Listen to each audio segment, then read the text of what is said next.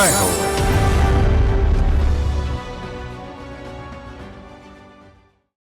వయసు పెరిగినా మనసు ఎదగలేదు, మాటలు రాలేదు. హైదరాబాదీ యువకుడు రూపక్ పరిస్థితి అది.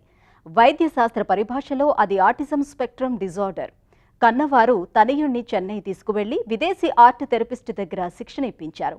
ఆ కళాత్మక చికిత్స తర్వాత ఇప్పుడు ఆ యువకుడు మనసులో మాటను కుంచెతో అద్దుతున్నాడు. రంగుల భాషలో సంభాషిస్తూ సెలబ్రిటీ అయ్యాడు. తీరిక లేని వర్ణచిత్ర కళాకారుడిగా దేశమంతా ప్రదర్శనలిస్తున్నాడు.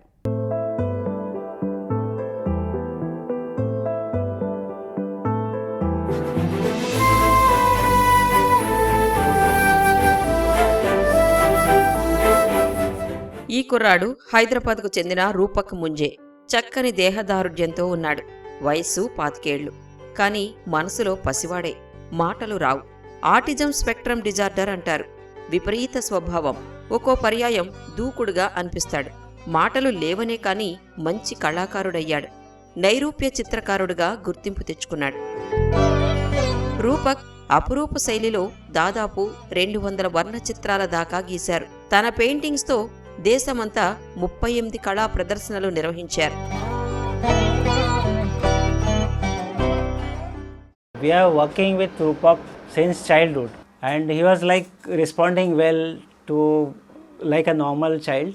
మా రూపక్ను చిన్నప్పటి నుంచి చూస్తున్నాను. మామూలు పిల్లల్లానే చక్కగా స్పందించేవాడు. కానీ ఎందుకో క్రమంగా తన ప్రవర్తనలో మార్పు వచ్చింది. ఆ తేడాను గమనించాం.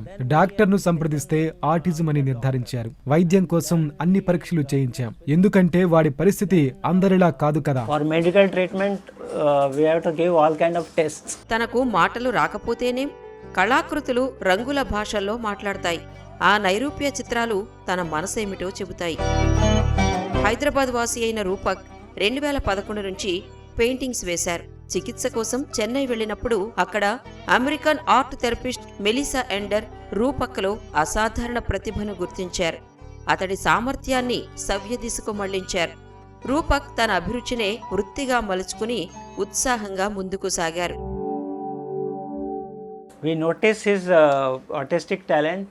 16 ఏళ్ల వయసులో మా రూపక్ ప్రతిభను గమనించాం. American art therapist Melissa Ender చెన్నైలో శిక్షణ ఇస్తూ వాడి ప్రతిభను తొలిసారి గమనించారు. మెలిసా అమెరికా వెళ్లిపోయిన తర్వాత బాధ్యతను మేము స్వీకరించాం. ప్రపంచ ఫోరంలో ప్రదర్శించేలా తనను తీర్చిదిద్దాలని నిశ్చయించాం. ప్రతిభ వికసించేలా సహకరించాం. Showcase in World Forum.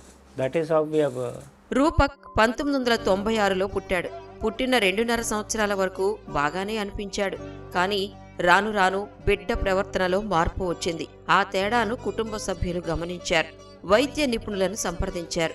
వైద్యులు అతడిది మందబుద్ధిగా నిర్ధారించారు. ఆటిజం సమస్య. రూపక్ అవసరాలు తీర్చి బతుకు మార్చే బడి చెన్నైలో ఉందని తెలిసింది. ఆ కుటుంబం హైదరాబాద్ నుంచి మకాం మార్చింది. తనయుడికి ఏ చికిత్స బావుంటుందో కళాకారుడైన రాజేంద్ర ముంజేకే అర్థమైంది. వీకెండ్ అనే పాఠశాలను కనుగొన్నారు. I have shifted to Chennai and 2000 సంవత్సరంలో చెన్నైకి మారిపోయాం. మా అబ్బాయి కోసం 2-3 పాఠశాలలు పరిశీలించాను. కానీ అవేవీ వాడి అవసరాలు తీర్చేవిగా లేవు. ఆటిజం ఉంది కదా, అయినా ఇంకో స్కూలును చూశాం. అది అంతే ఉంది. చివరికి వీకెండ్ రూపంలో సరైన పాఠశాల దొరికింది. not the thing. So finally we got the right school here called Weekend. Weekend స్కూల్లో రూపక్ శిక్షణ తరగతులకు హాజరయ్యారు. వర్ణ చిత్రకళలో క్రమంగా సమగ్రంగా ఎదిగారు. పెయింటింగ్స్తో ప్రదర్శనలు నిర్వహించి ప్రసిద్ధుడయ్యారు. 2018లో అక్కడ డిగ్రీ పూర్తయింది. తర్వాత చెన్నైలోనే కెన్ బ్రిడ్జ్ అకాడమీలో చేరారు. కళాకారుడుగా మరింత పరిపూర్ణతకు కెన్ బ్రిడ్జ్ బాట వేసింది. ఉత్తమ కళాకారుడిగా తీర్చిదిద్దింది. తర్వాత కెన్బెర్రీ అకాడమీకి వెళ్లి నైపుణ్యాలను మెరుగుపరుచుకున్నారు. And during this journey, I am very much thankful to the center we have got. మా ఈ ప్రయాణంలో రూపక్ కోసం మా అన్వేషణలో కనుగొన్న చక్కని సంస్థ వీకెండ్. అక్కడ సిబ్బంది ఎంతో అంకిత భావంతో తీర్చిదిద్దారు. రూపక్ అన్నింటా ఎదిగాడు. అందుకు వారికి మా కృతజ్ఞతలు. 18 ఏళ్లు వయసు దాటాక కెన్బెర్రీ అకాడమీకి వెళ్లాడు. ఈ సంస్థ నిర్వాహకులు పిల్లల సామర్థ్యం పెంచడం మీద దృష్టి పెట్టారు. Started going to the Cambridge Academy. That center is focused on only adults, and their focus is that they built the child's ability and their strength, and they developed that.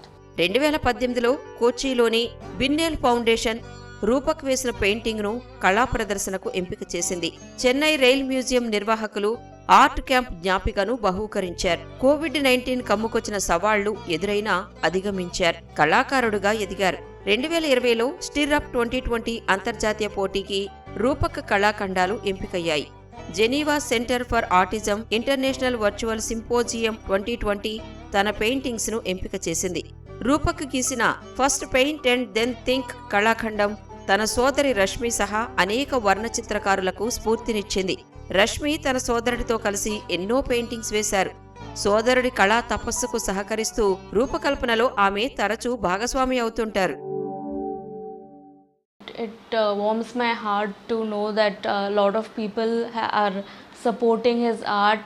He has been. మా సోదరుడికి లభిస్తున్న మద్దతు చూస్తుంటే నా హృదయం ఉప్పొంగుతోంది. కళాప్రియులు అనేకులు తనకి ఈ కళా ప్రపంచంలో చోటిచ్చి ఓ వేదికనివ్వటం సంతోషంగా ఉంది. బెంగళూరులో తను ఇంక్లూజన్ సమ్మిట్ ఫెలోషిప్ లో భాగస్వామి అయ్యాడు. ఢిల్లీలో రూపక్ ను అనేక పురస్కారాలు వరించాయి. దేశ విదేశీ కళాకారుల సమాజంలో రూపక్ ఒక భాగమయ్యాడు. ఓ కళాకారుడిగా తనను తాను ఆవిష్కరించుకునే అమూల్య సమయం అది. It's a great time to express yourself as an artist. తట్టిల తలా తట్టిన ఆలోచనేమో ఏం సందేశం అందుతుందో. రూపక్ చేతులు ఒక పెయింటింగ్కు ప్రాణం పోస్తాయి. ఆ వేలికొసలు అద్భుతాన్ని ఆవిష్కరిస్తాయి. మాట ఒక మౌన గీతం. రంగులు పులిమి నైరూప్య చిత్రాలతో నిశ్శబ్ద భాషలో తన మనసేమిటో చెబుతున్నాడు. అలా 20 ఏళ్ల కళాజీవన పయనంలో తన వాణిని స్పష్టంగా వినిపించాడు. ఆ బొమ్మల్లో ఒక ప్రగాఢ, ఒక నిగూఢ తాత్వికత ఏదో దాగి ఉంది. అందుకే కళాభిమానులు అతని కళాఖండాలను అభిమానిస్తున్నారు, ఆరాధిస్తున్నారు, ఒక వేదికనిచ్చి గౌరవిస్తున్నారు.